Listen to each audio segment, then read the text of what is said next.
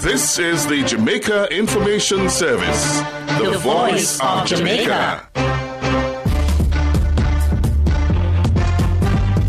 You're inside Jamaica Magazine. Encouraging the information flow, sharing the news and views you need to know. We are building an informed Jamaica every day. Listening to what you say. Thank you so much for opening the covers of this Monday edition of Jamaica Magazine. I am your host, Alison Watson. Yesterday was a big day for us here at the JIS. Later on in the news and feature segments, you'll learn why. Also coming up in today's package, IMF talks to continue this week. National Youth Parliament Watch Committee launched and Community Policing Initiative introduced to Student Online Study Resource Center. Later on, we'll have our Monday regular Jamaica House Weekly. Please stay with us. The news in detail after this short break.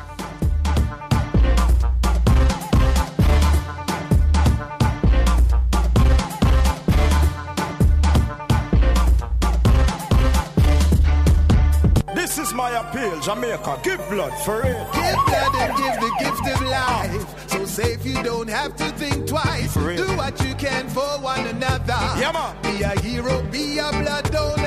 Yeah, me people, watch it. Give blood. For your sister and your brother, save the life of another. You might never know. Give blood. Cause you know my life, you love many people want blood. The Father says so. One blood. Sign up today, be a blood donor. Many people, one blood.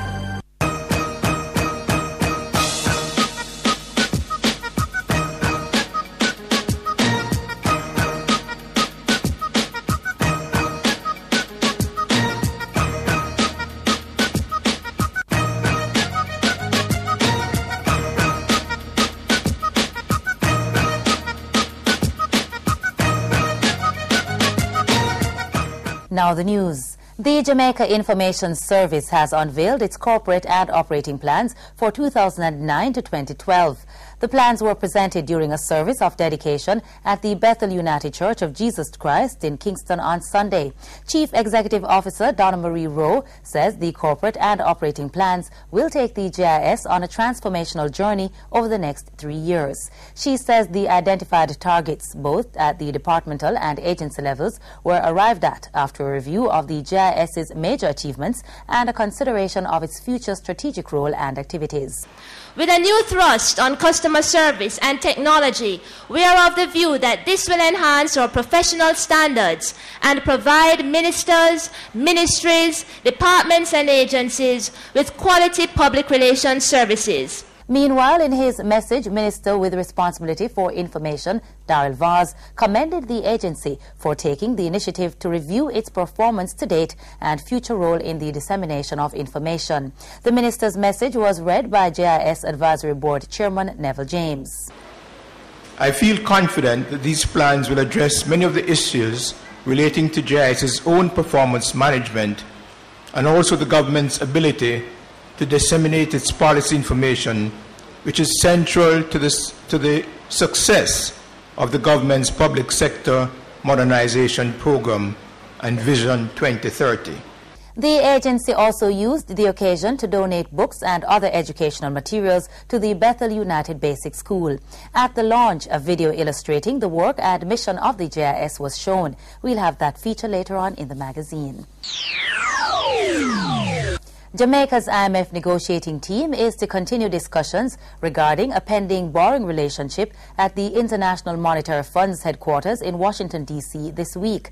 This follows last Friday's culmination of a visit to the island by an IMF team to discuss Jamaica's application for a standby loan arrangement.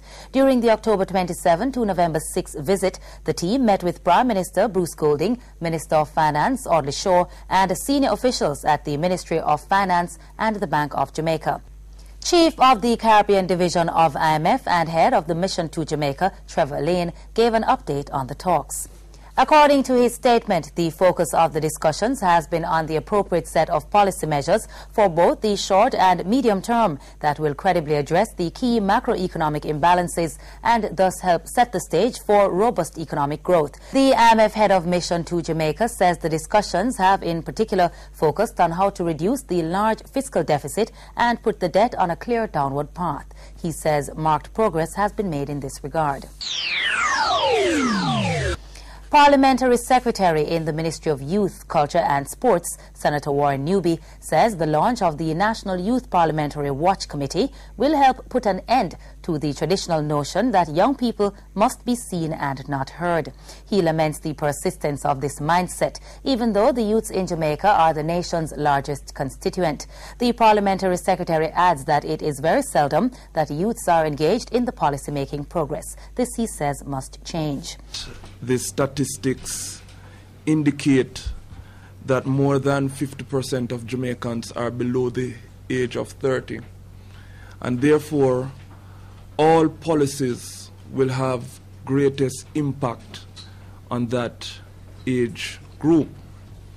It behoves us, therefore, to incorporate them into the development process. Senator Newby was speaking recently at the launch of the committee in the boardroom of the Ministry of Youth, Culture and Sports in Kingston. Senator Newby says the ministry is committed to doing whatever is required to ensure the success of the committee. Whatever support you desire to fulfill your mandate, please feel free to call us, and it will be done without prejudice, because your voice must be unbridled in order to effect the changes that we all desire. The Youth Parliamentary Watch Committee was a recommendation of last year's National Youth Parliament.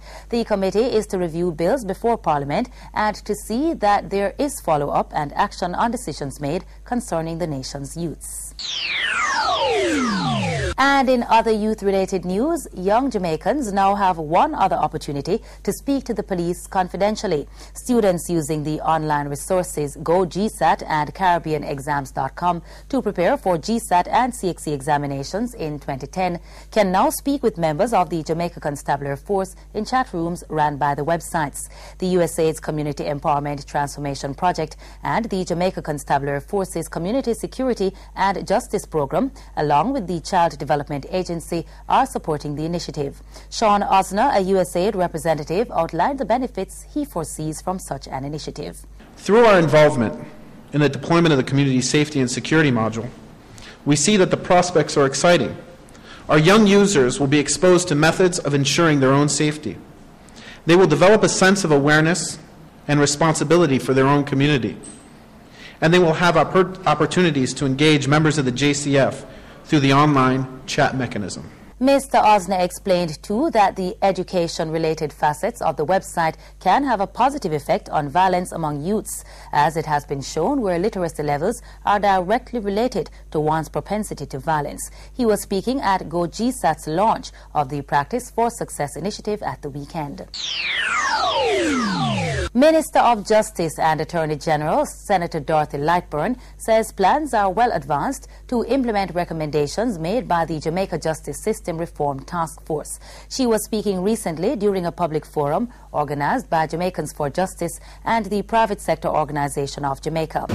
We have begun implementation of more than 70 of the recommendations in the task force report. We have referred 14 of them to the Ministry of National Security as they fall under that portfolio. And about 9 recommendations have been determined will require further assessment before implementation. The Justice Ministry is focusing on 3 strategic priorities this fiscal year. These are ensuring fair and timely resolution of cases, establishing a sound court infrastructure, and strengthening public trust and confidence. Nearly 200 recommendations were made for the reform of the justice system. Among those already implemented are the amendment to the Jury Act, an increase in the number of prosecutors in the Office of the Director of Public Prosecutions, and an increase in the number of judges. Some 80 recommendations are scheduled to be implemented over the next 5 years. And to end today's newscast, Minister of Health Rudyard Spencer is appealing to health practitioners, policymakers and the general public to pay special attention to the message of prevention, management and control that are especially geared towards reducing the burden of diabetes and its complications. The appeal was contained in the minister's message to mark November 8 to 14 as National Diabetes Awareness Week under the theme Beat It, Beat Diabetes with Self-Management. In Jamaica, the proportion